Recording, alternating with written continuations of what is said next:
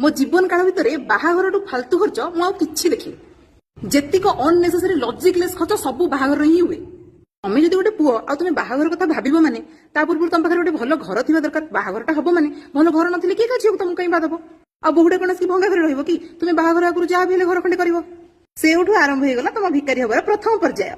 तापर अच्छी फाइनाल देखा निबंध रिंग सेरिमनी और रिंग सेरिमनीटा हम जो किसी गोटे सुना जिन दब ना नहीं महाराणी राणी हार कर ना नहीं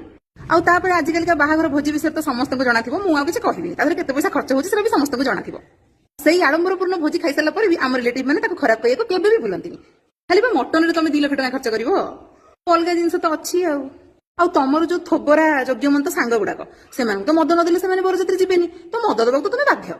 आ बंधु बांधव को लुगा पट्टा शाढ़ी कपड़ा हेण तेण बांटू बांटू तुम निज छिंडा कपड़ा किणा भी पैसा नथिबो आमर ये जो मिडिल क्लास फैमिली टोका मान पाखे एति प्रक्रिया टंका थाए से हुए